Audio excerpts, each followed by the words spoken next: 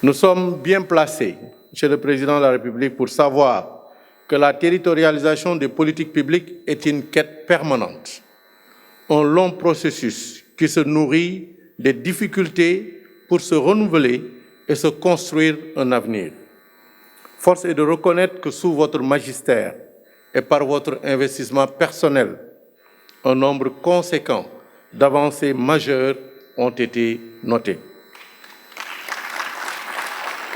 Les transferts de l'État vers les collectivités territoriales en termes de fonds de fonctionnement et de fonds d'investissement sont tout simplement passés du simple au double. L'avènement de la contribution économique locale en lieu et place de la patente a le mérite d'introduire une équité plus grande dans la répartition des ressources nationales, même s'il faut déplorer ici et là des écarts résiduels, criards et parfois injustifiables, notamment au détriment de quelques collectivités. Je ne citerai que le cas de Thiès. La mise en place du PACASEN, qui a introduit la logique de la performance, même si là aussi, une révision des modalités de décaissement dégagerait de bien meilleures perspectives. L'instauration d'un dialogue permanent entre l'État et les collectivités territoriales, par le biais notamment d'institutions comme la Commission du dialogue territorial, la Commission nationale du dialogue territorial et surtout le Haut Conseil des collectivités territoriales, dont nous saluons le dynamisme. Dans cet ordre d'idées, nous pouvons également citer le comité de pilotage unique des programmes du ministère chargé de l'équité territoriale. Nous souhaitons aussi évoquer, pour s'en féliciter, la territorialisation de certaines politiques publiques, comme les programmes d'entretien du réseau routier. C'est le lieu de saluer les contributions décisives de l'AGEROUTE et du FERA.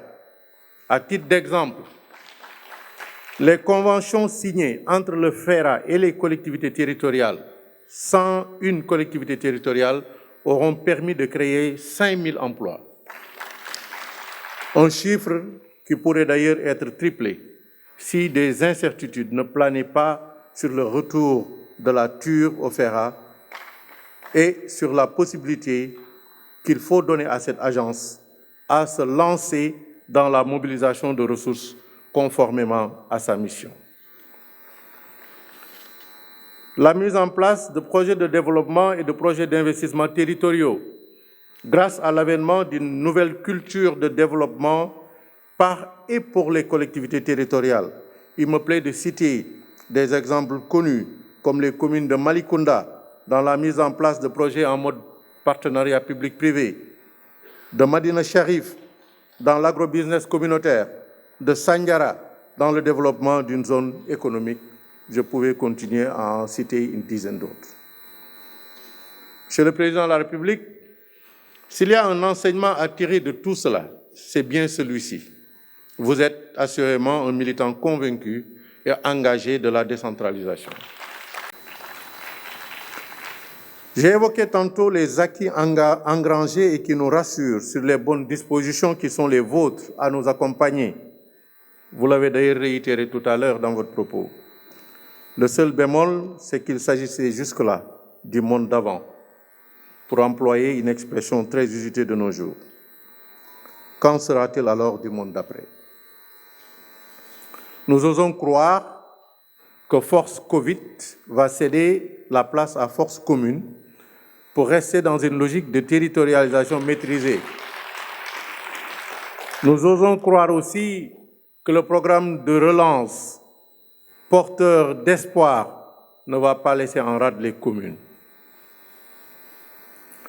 Nous osons croire notamment que dans les jours et les mois à venir, et nous espérons qu'aujourd'hui sera l'occasion aussi de répondre à des sollicitations qui parfois datent de plus de 30 ans.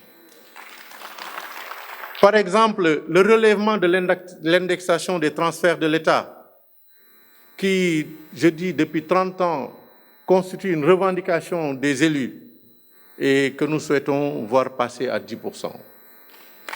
C'est le cas dans certains pays de la sous-région. Le retour du budget consolidé d'investissement et, outre le secteur de l'éducation, son élargissement au secteur de la santé, du sport, de la jeunesse et de la culture. La mise en place du PACASEN rural, suite logique de votre engagement personnel et permanent pour plus d'équité territoriale. Le PNDL est à pied d'œuvre et a déjà reçu l'ensemble des programmes triennaux d'investissement des collectivités concernées, départements y compris. La mise en œuvre du fonds d'appui et de péréquation, plus connu sous le nom de fonds minier. Là aussi, on ne cesse de nous répéter que tout est prêt, que l'argent est disponible, mais depuis plusieurs années, nous peinons à recevoir les ressources liées au fonds minier. La révision des limites des collectivités qui pose visiblement problème, à l'instar, par exemple, de certaines communes qui comptent moins de 10 km², mais qui avoisinent d'autres communes qui en font plus d'une centaine. Mais qu'on nous comprenne bien, nous ne sommes pas en train de prôner la suppression ou la fusion de communes, encore moins la disparition de collectivités territoriales. Nous prônons simplement des corrections qui sont devenues inévitables et urgentes.